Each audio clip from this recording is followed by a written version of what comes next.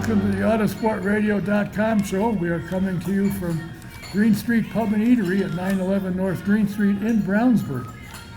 This program is being presented by the Indy Dental Group. Indy 500 veteran Dr. Jack Miller and his wife Dr. Liz Lewis have a phenomenal practice. They're now up to 6 offices. If you need dental work, you think you haven't had any check lately, you need to check them out. Give them a call, make an appointment. The number is 317-846-6125. Their main office is at 92nd and Meridian. It's easy to get to off the interstate. If you need dental work or haven't had a check them out. Need insurance? VP Insurance is the place to go. They're located at 5004 West 16th Street, about a mile straight west of the Speedway. You can talk to Mike Pardee or Tom, find out what you need, they'll help you out. And I've been with them for over 30 years, and every time I check, like the insurance commissioner says, they're the best. Give them a call. The number is 317-248-0070. SVRA, what a phenomenal organization it is. They got the F3 and the F4 series now, run by Scott Goodyear. They have brought back the Trans Am series to bigger than what it used to be. It's phenomenal. Want to find out where they're performing or what the events are? Go to svra.com and you'll be glad you did. They got sports cars, vintage sports cars. They got the Trans Am. They got the F3 and the F4. They got a full weekend when you go see them.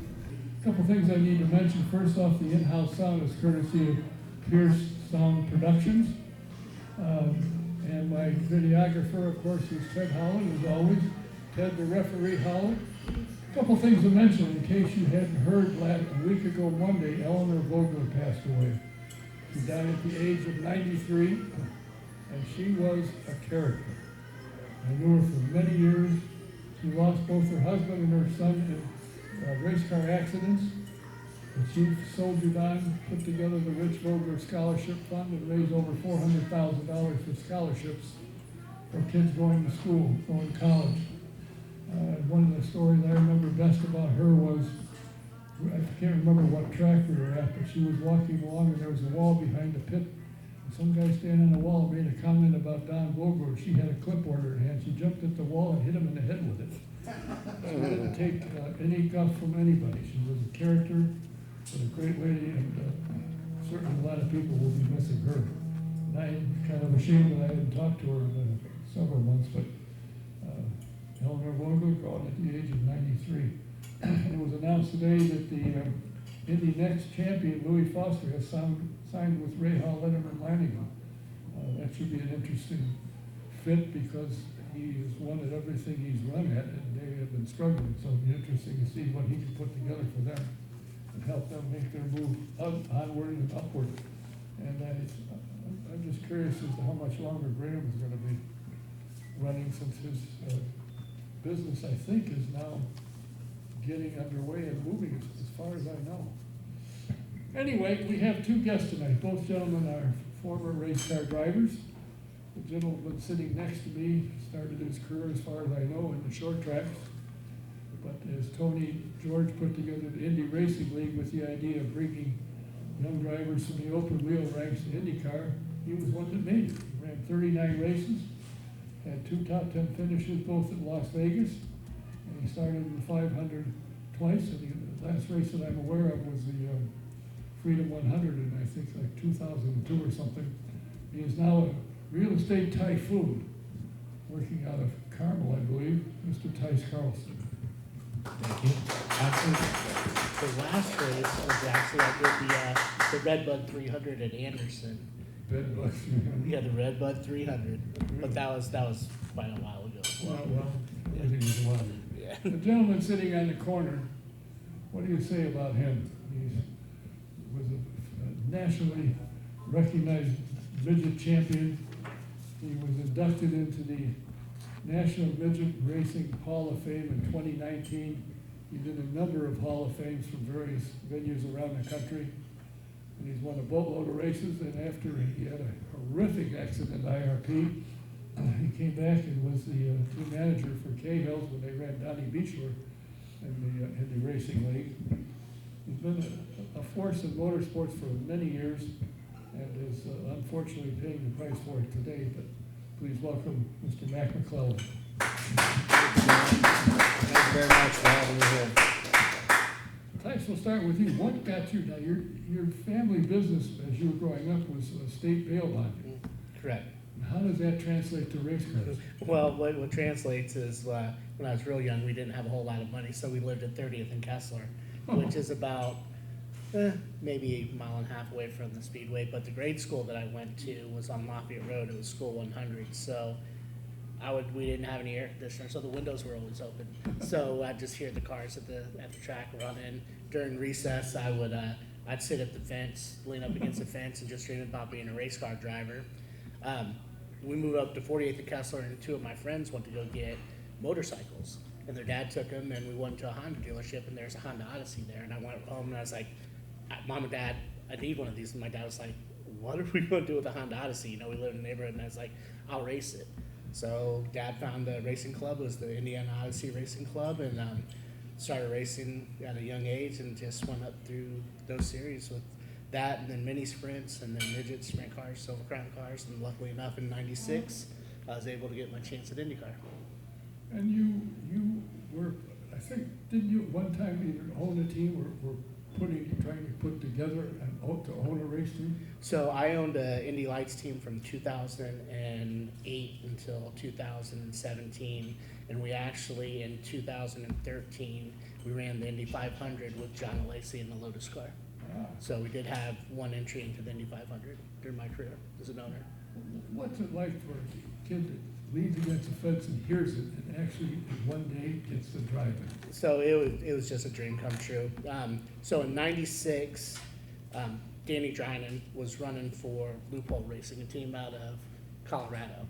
And so they were coming into the Speedway, and me and Kenny Allison, if anybody remembers Kenny Allison, the 16th Street Speedway and everything. So Kenny and I helped them put some money together for Danny to be at the Speedway. Well, in doing that, they asked me, as a thank you, they said, hey, do you want to do your rookie test? And I said, of course.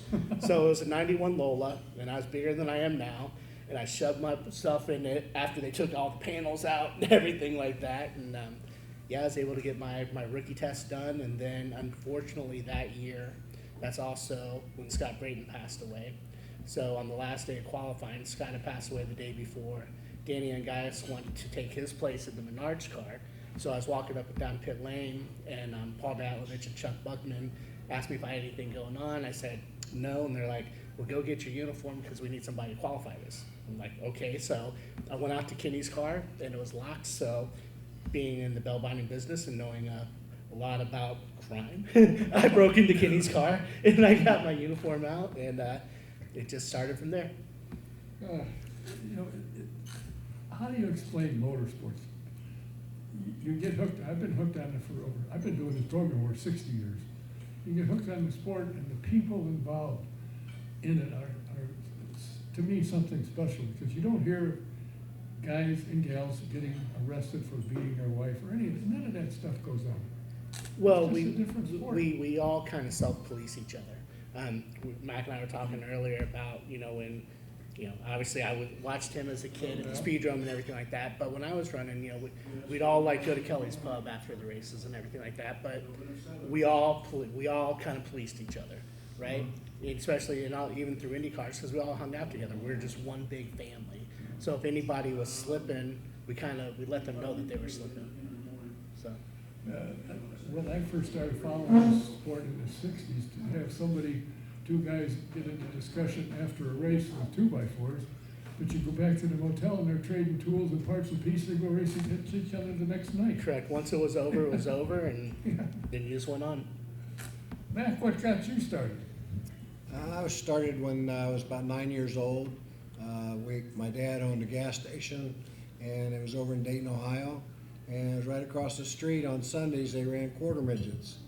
And I walked across the street and watched them run, and then came back and got my dad to come watch. And then I ran quarter midgets till I was 16, won a couple national championships, and went all over the country, met a lot of really nice people. And then I stopped to play some more baseball. I was doing that as a kid too, and went off to college at Ball State and was trying to be a baseball player there.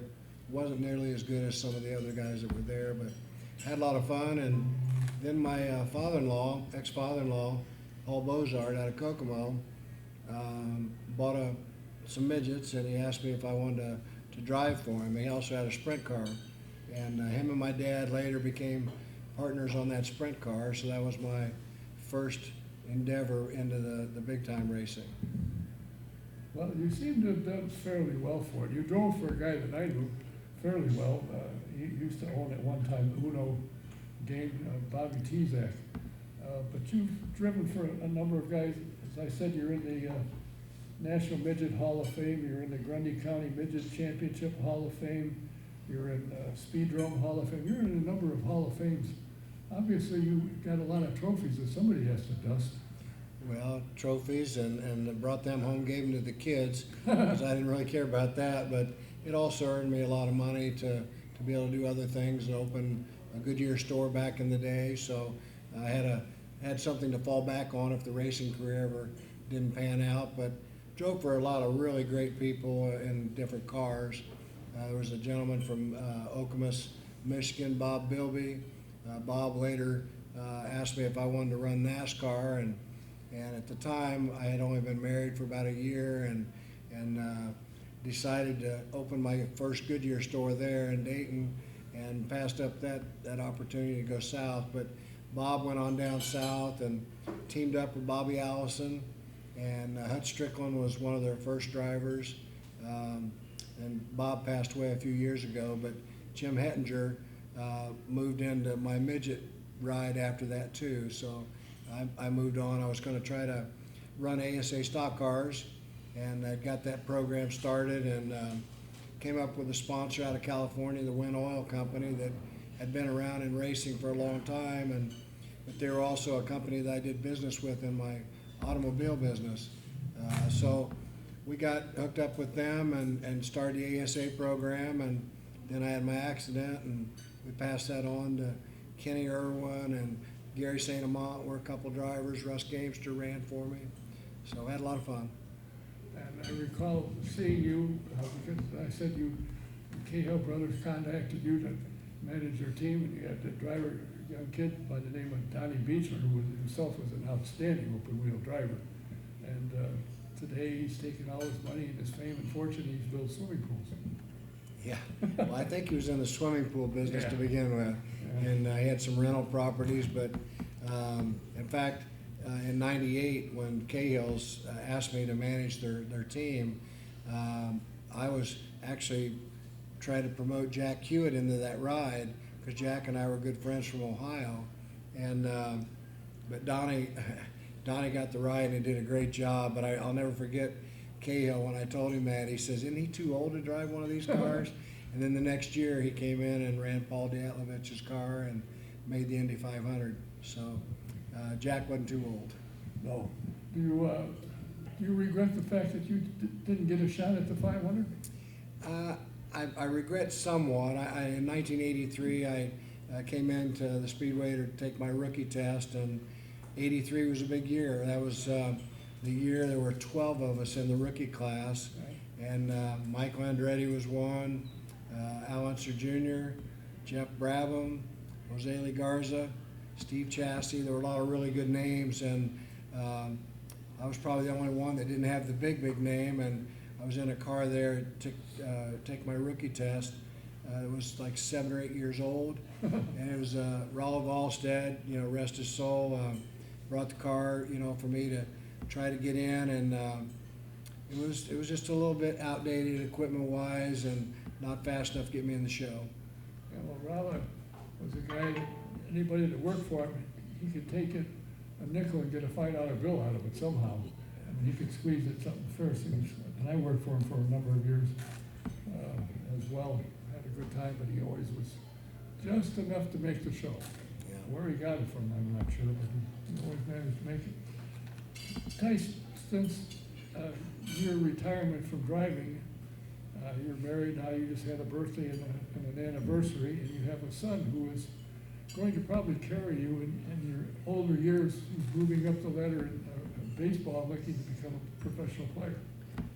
Correct. So Chrissy and I, we just celebrated our 30th anniversary. and my 54th birthday in the same week. Well, So I took her to Mexico for our 30th anniversary because our real anniversary we spent at Four Crown at Eldora. So, that wasn't a good. But actually I have two great sons. Tyler's 28 and Cade's 24. Tyler is probably the smartest person in our family, and he's really into informatics and computer stuff, and he's just brilliant at that. And then Cade is a great athlete. So he played 3 years as a D1 pitcher. He didn't get drafted after his senior year, so he's working to get into independent baseball this coming spring, which is professional baseball, and then work his way up into major leagues from there. well, yeah, I can't understand why somebody wanted to play professional baseball. Somebody, I forget who it was, signed a contract for like $200 million for 5 years. It makes no sense. Why go into baseball? Yeah, correct. So it's even the, even the guys that are just signing are making quite a bit of money. But he, when he graduated from East Tennessee State, he graduated cum laude with a sports management degree. So if he doesn't make it in baseball, he's going to go work for Jeff, my little brother, at Spire. So he's already got a job in place. So, but he plans on, he works really hard, to try and make it. So. And either one of them come there and say, hey, Dad, remember those cars you used to drive? I'd like to drive them. So Tyler actually ran quarter midgets and mini sprints and then go-karts. But when he got to high school, he hadn't played baseball up to that point. So he started playing baseball in high school. Tyler's my oldest, and he fell in love with baseball. So I told him, I said, this, racing can't be a hobby at this point. Because every time you step up, you put another comma into the budget. So it can't be a hobby. And he wanted to try baseball, and he did great at it through high school. Through a no-hitter in a sectional championship game. So he did great. And then Cade ran quarter midgets for a season, and he was quick, but he didn't want to wreck any of his friends. So he'd get up next to him and run side by side, and was like, okay, you're not racing anymore. So but he was even at 8 years old, he was a 3-sport athlete at that time, so that took up all the time. Mac, hey, your kids want to get behind the wheel? No, I have 2 girls and a son, and my son is just now starting to go watch baseball. He lives about 10 minutes from the Cincinnati Reds ballpark down on the river, but he works for Amazon, doing real well with his job there, so real proud of him. But none of my kids, my daughter was a dancer. My oldest daughter, she went to a lot of races, and her grandfather being Paul Bozard, he had the cars, and so she used to watch me run when she was a kid. But just to regress just a moment, you were talking about Eleanor Vogler, and it was really sad, that she passed recently. But a story about Eleanor Vogler and I, we were racing at Sycamore Speedway up in Illinois. Mm-hmm. And I was running actually for Butch Kalin. He'd asked me to run his car on dirt, and at the time, it was 1981, I was running the Lockhart Badger on pavement. And that year, the Lockhart Badger and I had a really good year. We won like 19 out of 23 races we ran. And but we were running on the dirt up there in Sycamore, Illinois, and a young man in a heat race, and I'm trying to remember his last name, but somehow or another, he was related to Eleanor. His last name began with an F, like Filowitz or something like that. And Filsko, I don't know if you ever remember him, Tyce, but he flipped in front of me, and I saw it coming about when he hooked the rut, and I turned the car sideways to miss him. Well, he dug in, and the car fell backwards towards me, and the rear bumper came through the side and ended up, I cracked 3 ribs. And they take me over to the ambulance because I was having trouble breathing. So I get over in the ambulance, and Eleanor comes over with Filsko and grabs my arm and says, get him out of here. This is the guy that flipped. And I'm sitting there with 3 cracked ribs, but I'll never forget that. And Eleanor and I laughed about it later on, but such a sweet lady and did a lot for the sport. So She loved the sport. yes, And absolutely. what it cost her was astounding, but what she did in her son's memory was amazing. We used to help her every so often with her fundraising. You're into the real estate business, and most places, guys that and gals that I've talked to said their inventory is kind of slight at this moment. Is there thinking in the real estate business that if administration happens to change, that things can turn around? Mortgage rates might come down like somebody said they were gonna work on? Well, so the feds dropped the rate here a couple weeks ago anyway, and typically it takes a couple weeks after they drop the rate for mortgage rates to go down.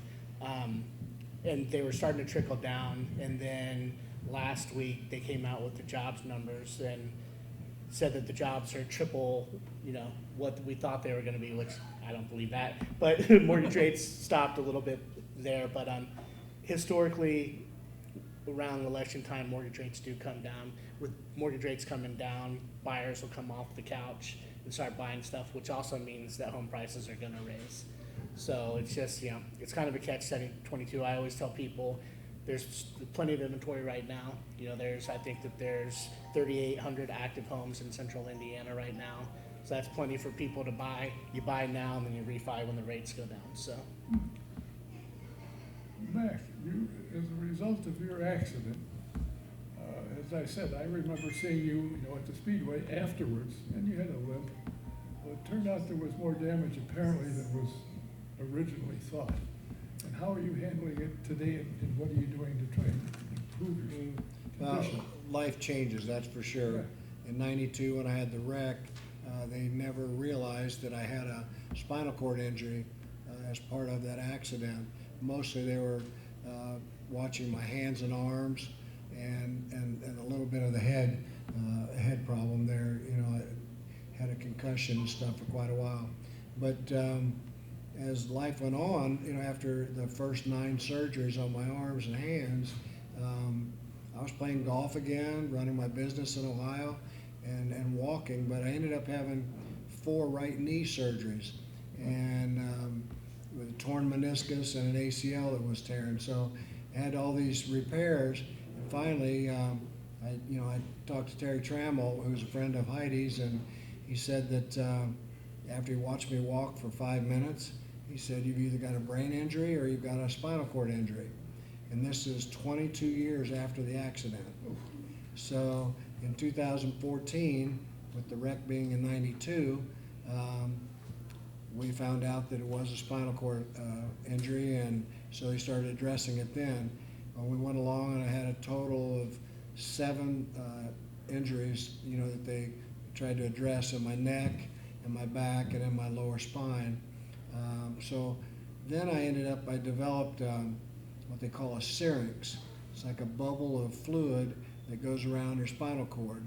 And I had a blockage from the T12, T14 area up to my neck.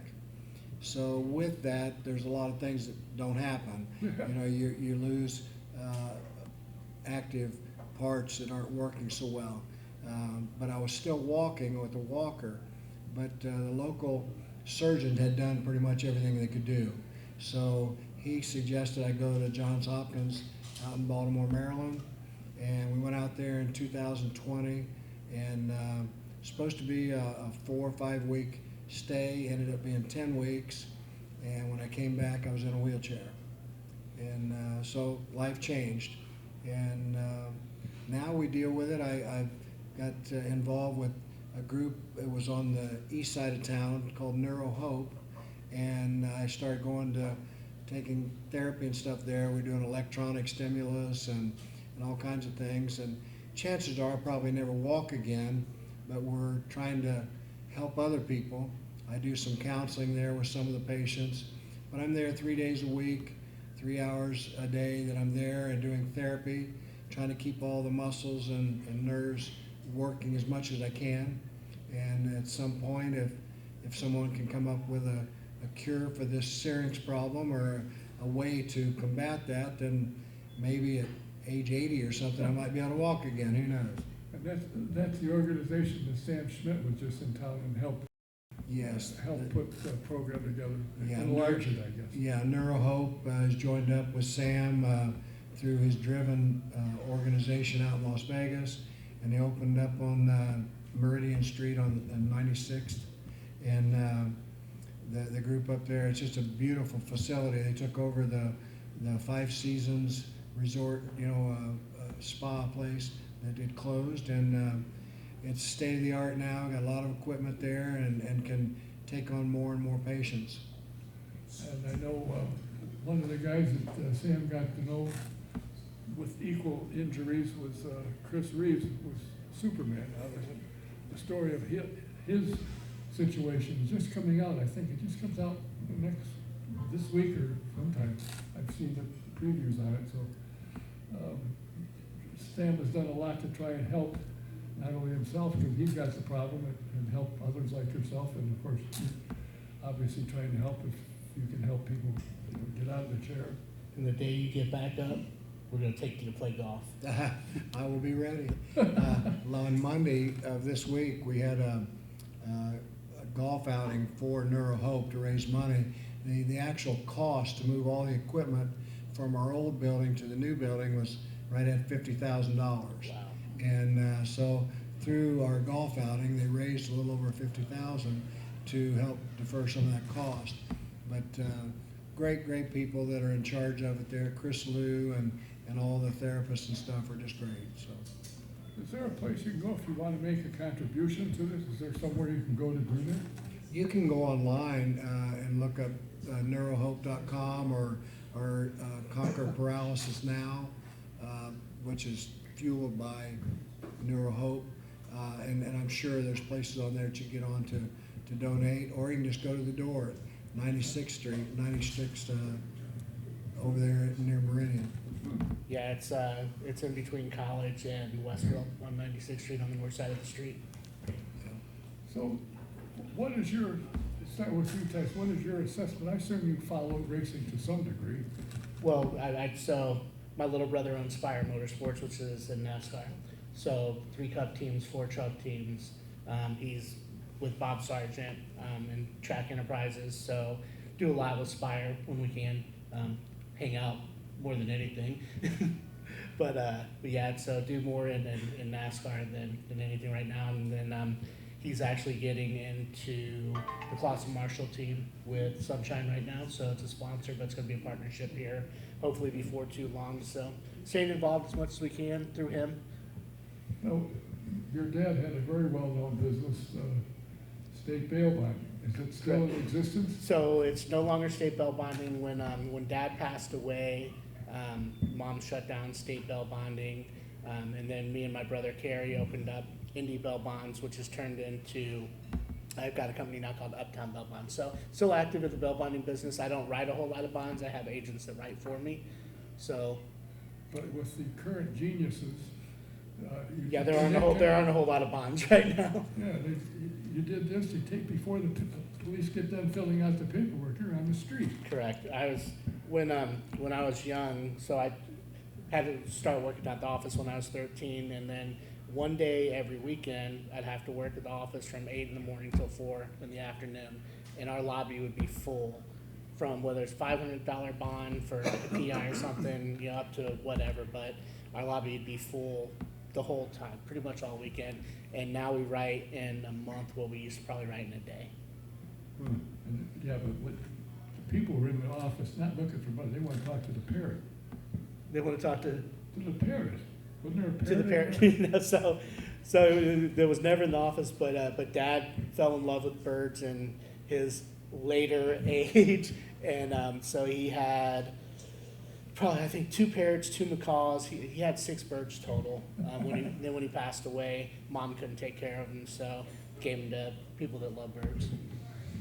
I used to watch your dad at the IndyCar races, and I swear, by the time he got to the car at the end of the race, he was barefoot. He So walked. People would come up to me after every race and said, "Your dad spent more time in our pits than he spent in yours because he was all the way down the other end pacing." So mom would usually stay in the motorhome or something and watch it, and then Dad would pace up and down pit lane. Oh, get out of the way. If you see him coming, step aside because he's on the move. Yeah, well, with his beard and everything, people always, thought that he was a gruff person, but he had the biggest heart in the world. I had him on the show one night. One of his favorite things, he was a Shriner, and one of his favorite things in the world to do was during Christmas, he'd take kids shopping, he'd raise money and take kids shopping, and no one, he never said, hey, I'm doing this, or anything like that. He just went and did it. That's, you know, that's what I said initially, the people involved in the sport, now, if you're, even if a father, that, you're involved, whether you like it or not, you're involved. They're the best people that I've ever run across in any sport, and I've met a lot of people in a lot of sports, and I'm still here. There's a lot of great people in sports, and motorsports is second to none. And I always tell people all the time, well, one thing that we've found out in motorsports, if somebody tells you that I did this, or I did that, or I made this money, they're usually full of crap. I mean, remember, we got guys like John Lawson and Dave Calderwood that were millionaires and showed up with work boots and dirty jeans, and they had more money than God, and you give them a $5 bill if you saw them on the side of the road. Yeah, well, there's some interesting people involved in the sport, from sponsors like John Menard. I always found him an interesting guy. Paul Newman, an interesting guy to talk to if you could capture him where he didn't get mobbed, which was rather difficult to manage that a few times. It's an interest. However, as we can see, things happen. But you keep smiling, you're here, you keep chugging along, you keep working, trying to get improvement, and what else can you do? Well, you just have to keep things moving. Otherwise, you'll just wilt away into nothing. So, you know, with organizations like Neuro Hope and with Sam Schmidt and other people, there's hope out there. Christopher Reeves Foundation, Daryl Gwynn has a foundation in Miami. That all these places across the country are really good. And I think people will remember a couple of years ago, Dason Persley had a bad accident, and he got into Atlanta, got with some good people there, and you can see what he's doing now. So there's good people out there.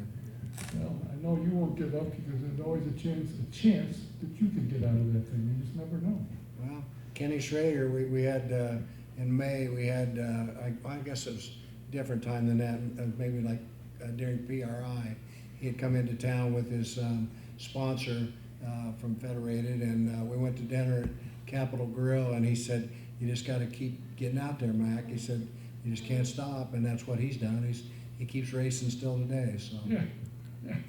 He should be in a senior citizens home by now. yeah.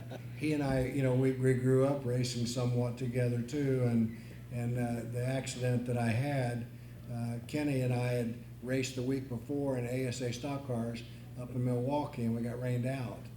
And that night, after we got rained out, I had to sit down with my sponsor, and they signed me on for another 3 years. And at that time, you know, $500,000 contract to run a stock car was a pretty big deal. And so Kenny and I got excited, you know, me telling him about it. He said, why don't you just meet me at IRP next Saturday night, and we'll run the midgets on TV, and then go to Milwaukee on Sunday to run the stock car race. Well, Kenny didn't show up for IRP, and I didn't show up for Milwaukee. So, but we've been friends forever. So I remember that night. He called us a group of 3 guys that must have bought the original ground effects car, the Antares. And when the word got out somehow that we had it, he called and wanted to know if we could drive it. But we already had a driver, so that didn't work out. But he didn't miss a shot. If he heard something, there was a ride. Ooh, hello. Yeah, it's interesting. Kenny never missed a race or a party. no, neither one. Either one of them, yeah. I always found it interesting, and one of the people that we see from time to time here, Nick Mates, his father had Mates Whitefront, and I spent some evenings there, and it was funny. Leave the racetrack, go over there, and the guys are getting a fight in the damn place. But the next day they go out to racing, they're fine. It's all over. Somebody might have a black eye, but it didn't stop them from driving. That happened in Kelly's Pub a couple times as well. I'm sure. And but it was usually Bill Simpson getting in a fight with somebody. Yeah, I never understood that. Nice guy like Bill. But when you look back at what he accomplished, he's probably as smart a guy as there was. Yeah, he saved a lot of us, that's for sure. He was a character. He used to come to the program all the time, and once he wasn't there, I said, what happened to him? They found him in his house and gone. Yeah. Just a good guy. Funny story, I was at dinner with him one night, and that's when the concussion stuff was coming out in football. Yeah. And I said to him, I said, so are we allowed to sue you for our concussions too? And he said, I'll kill you. And I was like, okay, that's enough said. That's enough said. And the interesting, sad part about it is the helmet he had for football was better than what they had, and he said, I'm not putting up with the politics. Yeah. He walked away from it. And he spent a lot of time and a lot of money developing it, and it was better than what was being used, but he said, I'm not getting into the politics. So what's next for you, Tyce? Hopefully I can retire here one day, and we've had a place down at the Lake of the Ozarks since 1998. So one day we'll get down there full time and gonna get a boat and be a boat captain. Take people out on tours of the lake, make sure that they can have as much fun as they want to and get home safely. Do you have fishing poles on your boat? It won't be a fishing boat. There'll be plenty of coolers and plenty of life rafts. All right, there you go. Mac, what are you aiming at? Right now, I'm just aiming to watch my 18-month-old grandson grow. He got his first stitches last week from falling there at his house. So, and he's just a bundle of joy, just always smiling. And my youngest daughter, this is her first child, so we're just really enjoying being grandparents right now, and I want to continue with that. And my older grandson is 18. He plays baseball for Kokomo for the Wildcats, and he's a pitcher. So I'm excited to see where he goes, off to college, and from that. And my granddaughter, the oldest, Brianna. She is working now for NASCAR. Oh. She graduated from UK and came to Indianapolis and was working for the Colts in sales for about 4 years, and then NASCAR contacted her, and now she's been in Daytona for about 2 or 3 years. Well, it's not a bad place. Maybe tomorrow won't be so good, but otherwise it's a pretty decent place. Now, you have been associated with a young lady who's sitting out here who I met 30 some odd years ago as well. I didn't realize you knew her before that. And before we leave, I'm going to have her come up here and tell her what she's up to these days, because she used to work for Dick Simon Racing, which I did. Great place. I had a great time when I was there. And of course, you always get to go upstairs and say, oh, look, there's Heidi. Oh. Yeah, Heidi and I have been together. We actually met in 1978. And 79, her dad was crew chief for me in our USAC sprint car and Silver Crown car with my dad. And I think we finished 8th or 9th that year in the national points. And in 1980, I was contacted by Glenn Nibel and Ron Peterson to run the yellow 20 car.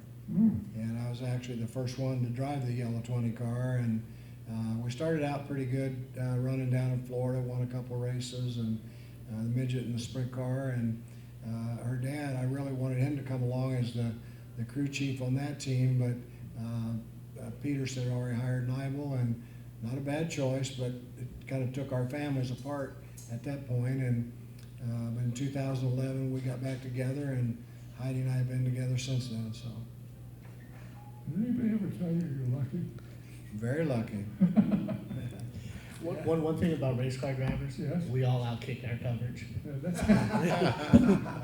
No doubt. That's good. You've been married 30 years. Been married 30 years. Beautiful thing. Not the easiest thing in the world, but we make it work. And we've got 2 great sons and great life. My partner over here. We've been together going on 37 years. I have 3 kids, I've got 2 kids, and she has 5 daughters. And what a group they are. And we just came back from Michigan. And there'll be something announced soon about what may be happening with auto sport. I've been doing this since 1974, I think. 72, 74, somewhere in there. And there'll be some changes, but we'll still be around. We may come back and forth from time to time. I talked to the owner of Eatery. I said, if you put something together? He said, sure. So who knows, we may be here, you never know. But well, that's what we're doing in the future. It's interesting to see like somebody like yourself Tyce has gone from bail bond business into school, into race driving, and now you're into real estate and doing, from what I've been told, very well with it. Now, I know you're full of hooey, but does that have anything to do with selling houses? What's that? Being full of hooey. In any type of sales, you're full of a little Yeah. something. No, I've just, I'm lucky enough that I came from good family with good morals. My mom and dad, I think, raised us as well as they could, and I try my best not to burn any bridges, and that helps with referrals down the end of the line. So. Oh, no question, no question. And who knows, maybe if we sell our house here, maybe we'll give you a call. You've been saying that about that condo for like 920 years. We got a house now. Oh, so you sold the condo and Yeah. you did? I see how you are. No, I won't go into the family connection with that one, but No, that's, I know it's things happen. But anyway, no, it's all great. what was it like driving for Bobby Tezak? I got Well, Bob Tezak was a different human being. to say the least. At least, I mean, you talk about a guy that started out as a coroner in Will County, and goes into a bar and meets a guy, and the guy's showing him this game that he wants to develop, but he has no money. And Bobby buys it for $10,000, turned it into $40 million when he sold it. But Bobby was very unique, and I first met him when I was driving the Badger up there for Lockhart, and the next year they banned the Badger from USAC competition and just about every place else, and Bobby wanted me to drive his car. He had a big deal, he wanted to have the number 1 on his car. Well, I won the championship up there that year, and so I was entitled to get the number 1. So we negotiated a deal, and I became his driver, but part of it is I wanted to build my own car. And I got a hold of a guy named Tim Bookmiller up in Kokomo, where I lived, and Tim and I had some ideas on a car we wanted to build. Put it together, but it wasn't getting done quite quick enough for Bob Tezak. We'd already run about 4 or 5 races, which I ran in my own car, all lettered up with Uno on it and the number 1. And he told me the last weekend I drove that car up in Joliet, he said, next weekend when you show up at Santa Fe, have the other car with you, because that's the one you're going to race. So we thrashed, and we got the car done. And I remember we got up there, we didn't have time to have it lettered. So, the big thing on Uno was Let's Play Games. That was their logo on their card games. So, Bob, we get some white and some black shoe polish, and I lettered the car up. And on the top of it, after I put Uno, I put Just Playing Games. And Bobby thought that was great. And I was really kind of mad about having to be rushed to get this car done, so I put that on there. And we ended up blowing up the motor that night, so I guess it didn't work out for either one of us. But he was a unique individual, and he always gave me the stuff I needed. But one of the things he promised me at the beginning of that season was that if you win the championship this year in my car, Tim Richmond's getting ready to go south, and he's running my IndyCar. I'll put you in the IndyCar the next year. And at the end of the season, I won the championship, but the very last race was at Winchester Speedway. And I chose to run my own car versus his car, and I ended up running second, won the championship, and Bobby said that I reneged on the deal, and so I didn't get the IndyCar ride. I can remember Tim Richmond riding on, I think, JR's car at the end of I forget what year it was. His car crashed or crapped out or something. He jumped on JR, picked him up, and rode the Right, side. Right back. I remember that. Yeah. Interesting stories in the world of motorsports. A lot of people go, well, if you get into it, you see it's really kind of a neat sport, a fun sport to be involved in, and so many things that come out of it. It's amazing. And some of the things, the best things that come out of it is guys like yourself that are still here, like to talk about it. Appreciate that. And have accomplished things and willing to help somebody else try and accomplish the same thing if they want or whatever they're after. Well, Matt, all I can say is I hope that this therapy works for you, gets you, in a better place perhaps, where you'd like to get and enjoy the rest of your life. Thank you very much. You And if too. this young lady can put up with you, hell, anybody can. Well, I think we've been together long enough now. I think she would be in trouble if she got rid of me, maybe. I know a lot of people, you know that. Yeah, oh yeah. And Tyce, it's always a pleasure to see you and to talk to you. I'm glad you were able to get yourself out of a sales meeting tonight or something and show up here. No, that was during the day. I made sure I always make time for you, Don. Oh, yeah. So I appreciate your advice all the time. Well, thanks for coming. Thank you. And if you want, come on up here for a second. I want to talk to you briefly. Heidi, my seat. I'll get out of the way here so she can get through. If that's possible. Oops, I don't know if I'm gonna be able That's to what I meant. turn this way.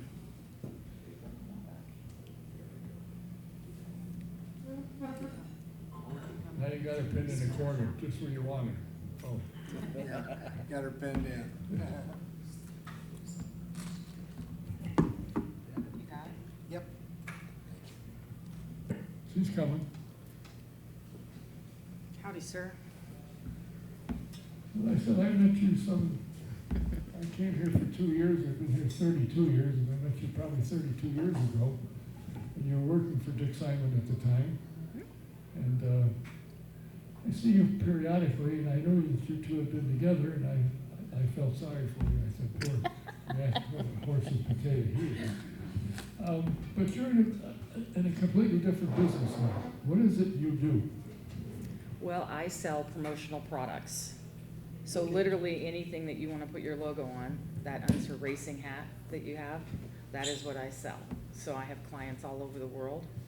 And do you some, do the work yourself, or do you have? no, I am the salesman, so I am the You're a one that, saleswoman. You're yeah. not a salesman by any chance. Okay, I'm a saleswoman. I don't know though, we need to say salesperson right Yeah. now, right? Okay. But yeah, I sell promotional products to clients all over the world, and fun business. Everybody has a different goal for their brand and different activations to boost their brand. And so we tie that in with the promotional products for employees and or Do you help giveaways. them with ideas on how to get their brand before the public eye? I don't. And the reason I don't is because I work with corporations where their marketing team has the strategy, they've already put the plan in place, and I collaborate with them to combine their marketing strategy with product that they want to give away, whether it's to the consumer, to an employee, to their customers. And so we work together to put the product to match the marketing plan. Well, since I don't have a marketing department, I don't have a PR department, I guess I'm out of business. Oh, no, you're good. How can somebody get a hold of you if they want to explore what you can do for them, how you can help, how to get a hold of you? Yeah.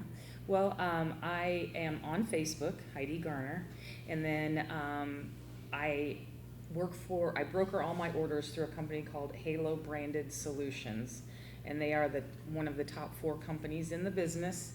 So halo.com, and that is our website, and if you go to halo.com/Heidi-Garner, you can go to my website and I can take care of whatever you need as it relates to branded product. And I'm still in the racing business. In regards to working with clients there, Tony Stewart's Nitro team, I do all of their clothing. And Hoosier Racing Tire up in Lakeville. Yeah. We do a lot of business with them. Every time you see that purple neckband Yeah. go on somebody in Victory Lane, I've done that. Oh. And as a matter of fact, Tony just won the championship in that division that you work with, the alcohol division. Yeah, he won in the Northeast Division for NHRA. Yeah. Yeah. I didn't realize that was a goal of his, but, add another championship Are to you his kidding? repertoire. His goal is always to win something, Yes, and he won Leo. yes. So, all right, well, I have to say, if you haven't met this lady, a lot of people haven't, she's a very nice gal to talk to deal with. I always enjoyed chatting with her with Dick Simon, because I never got a lip back. Sometimes I didn't get an answer because my question was kind of dumb. But known you for a long time, it was a pleasure to have you stop by. Thank Put you. a smile on Max face. Well, thank you. I've been in motorsports since I was in the womb, and so I always stay close to it. And working with Dick Simon, that was a ton of fun. And then it got bought out by Scandia, and I don't know, we had like 7 Indy cars at one point. So a lot of fun, and always great to see you. And I wonder what Eddie Evans is doing today. Not that I care, but I'm curious. Playing with another toy in his toy box. Oh. All right, well, thank you for being Thank here. you. Thank you for assisting Mack and getting here. It's always a pleasure to see him. Yep. Fun guy. All right, we will be here on the 22nd.